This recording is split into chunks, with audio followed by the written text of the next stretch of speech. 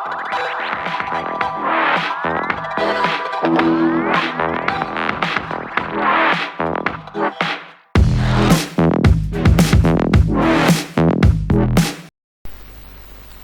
සුබ දවසක්. HTML lesson series එකේ පස්වෙනි lesson එක. පහුගිය lesson එකේදී අපි කතා කරා කොහොමද අංකිත ලයිස්තුවක් සහ අංකිත නොවන ලයිස්තුවක් නිර්මාණය කරගන්නේ කියලා. එතකොට ඒකට අදාළ කෝඩ් එක ගත්තොත් අංකිත ලයිස්තුව සඳහා ol tag එකක්, අංකිත නොවන ලයිස්තුව සඳහා අපි ul tag එකක් යොදා ගන්න ලැබුවා. අද අපි කතා කරන්න යන්නේ විස්තරාත්මක ලයිස්තුවක් නැත්නම් ඩෙෆිනිෂන් ලිස්ට් එකක් කොහොමද හදාගන්නේ කියලා. මෙන්න මේ ආකාරයේ ලයිස්තුවක් අපිට වෙබ් පිටුවකට ඇතුළත් කරගන්න ඕනි නම් අපි ඒක කොහොමද නිර්මාණය කරගන්නේ කියලා තමයි කියන්නේ. අපි එහෙනම් මේ notepad එක ඕපන් කරගෙන මේ තියෙන්නේ අපිට දකින්න තියෙන්නේ මීට පෙර හදපු ලයිස්ට් දෙකට අදාළ කේතය. මෙන්න මේ අංකිත නොවන ලයිස්ට් එක නැත්නම් ul tag එක ක්ලෝස් කරපු තැනට පහළින් අපි ඕපන් කරගන්නවා dl tag එක. dl tag එක definition list එකක් කියන අදහස දෙන්න. අපි ඊට පස්සේ විස්තරාත්මක නොවන ලයිස්ට් මේ විදිහට ක්ලෝස් කරනවා. මේ වගේ backslash එකක් දාගෙන අපිට ක්ලෝස් කරන්න හැකියාව තියෙනවා. ඊට පස්සේ මේ විස්තරාත්මක ලයිස්තුවේ මාතෘකාව දක්වන්න අපි dt tag එක ඕපන් කරලා ඒ dt tag එක ක්ලෝස් කරගන්න අවශ්‍ය වෙනවා. එතකොට definition title එක තියෙනවා. ඒක මෙතනින් ක්ලෝස් කරලා තියෙනවා. අපි ලයිස්තුවේ මේ විස්තරාත්මක ලයිස්තුවේ දැන් මට වෙන්න අවශ්‍ය වෙන්නේ මෙන්න මෙතන තියෙන මේ ඌව කියන එක තමයි. මෙතන මාතෘකාව වෙන්න ඕනේ. නම් මම මෙන්න මෙතෙන්ට ඌව කියන එක හදලා කරනවා.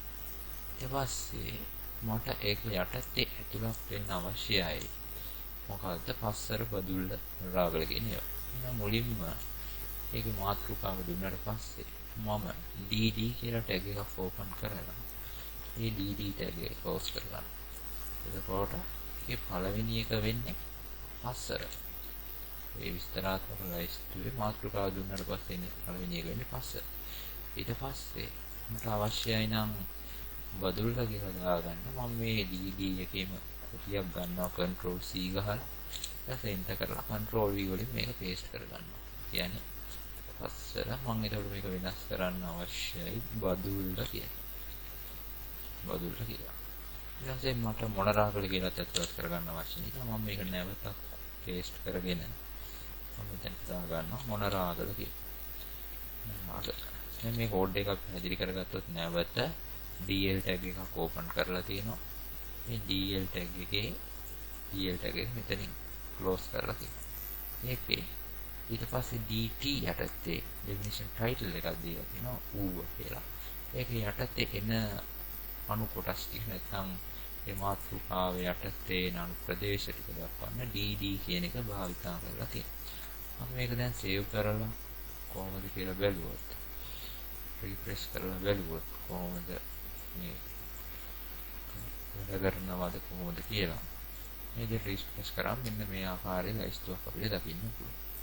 මට දැන් නැවත අවශ්‍යයි නම් මෙන්න මේ ඌව කියන මාතෘකාව වගේම නැවත මාතෘකාවක් ඇතුළත් කරගන්න ඕන නම් southern quits කියලා මම notepad එකට ගිහිල්ලා මෙන්න මේකේ දැන් බලන්න dt එක යටතේ ඌව කියන එක dl එකෙන් විස්තරාත්මක ලයිස්තුවක් හඳුන්වා දුන්නා.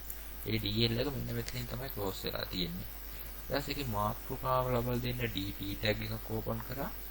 එහෙනම් මෙන්න මෙතනින් dt tag එක නැවත ක්ලෝස් වෙන්න අවශ්‍යයි. දැන් මට අවශ්‍යයි නම් නැවත මාතෘකාව දාන්න මම නැවත යොදා ගන්න අවශ්‍ය වෙන්නේ dt එකක්. dt tag එක ඕපන් කරලා මම dt tag එක මේ විදිහට ක්ලෝස් කරගන්නවා. මේකේ මැද මට කියන්න බලන්න මොකද්ද ලියන්න ඕන කියලා. මොකද්ද ලියන්න ඕන? southern province. ඊට පස්සේ මේක යටතේ මට එන්න ඕන dd එකක්.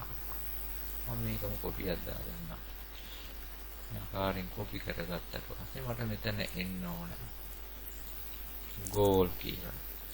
එතකොට ඊට පස්සේ ඊළඟ එකට එන්න ඕන මාතර කියලා. දැන් අපි බලමු නැවතත් කොහොමද මේ කෝඩ් එක කියලා. මෙන්න මේකේ DL tag එකක් ඕපන් කරා.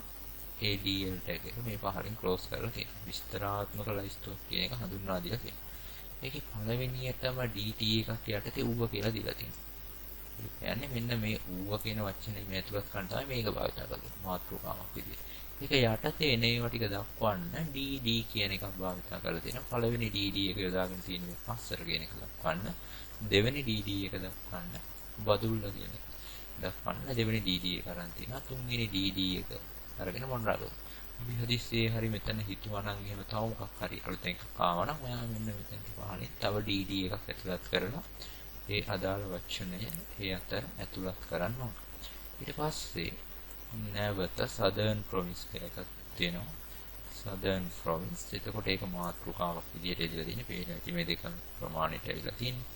ඊට පස්සේ ඒක යටතේ එන අණු කොටසක් දක්වන්න DD එකක් දක්වලා තියෙනවා.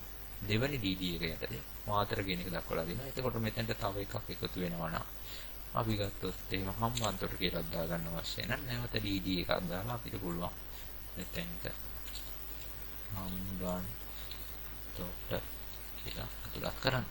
එතකොට ඔයාලට පේනවා ඉතින් මේ DL එක මෙතනින් ඕපන් කරපු ක්ලෝස් කරලා තියෙන්නේ මේ. එතකොට මේ අනිත් මේ ලයිස්තුවට අදාළ සියලු දේවල් ටික තියෙන්නේ මේ DL ටැග් එක මැද.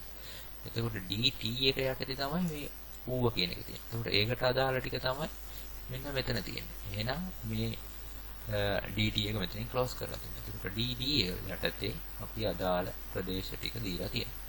මම හිතන්නේ නම් පැහැදිලි වෙන්නේ නැහැ. බලමු මේක කොහොමද කියලා සේව් කරලා රිෆ්‍රෙෂ් කරලා. එතකොට ඔයාලට මෙන්න මේ වගේ අවුට්පුට් එකක් page එකේ දකින්න පුළුවන්. වෙබ් browser එක කරා දකින්න පුළුවන්. එතකොට අපි කතා කරා අංකිත ලයිස්තුවක්, අංකිත නොවන ලයිස්තුවක් සහ විස්තරාත්මක ලයිස්තුවක් කියන එක. එහෙනම් මම හිතන්නේ පැහැදිලි වෙන්නේ නැති. කොහොමද අංකිත ලයිස්තුවක් දාන්නේ? කොහොමද අංකිත නොවන ලයිස්තුවක් දාන්නේ? කොහොමද විස්තරාත්මක ලයිස්තුවක් තුලත් කරන්නේ කියන එක. නම් මේ පාඩමේ කතා කරන්න බලාපොරොත්තු වෙන්නේ විස්තරාත්මක ලයිස්තුවක් ඇතුළත් කිරීම සම්බන්ධව විතරයි. ඉදිරියේ තවත් බොහොමයක් පාඩම් ගෙනෙන්න නියමිතයි. මේ channel එක තවම subscribe කරලා නැත්නම් subscribe කරන්න. ඔයාට අලුත්ම පාඩම් තාම දුර අනාගතයේදී ලබා ගැනීමේ ක්‍රියාවක් ලැබේ. එහෙනම් සියලු දෙනාටම සුබ දවසක්.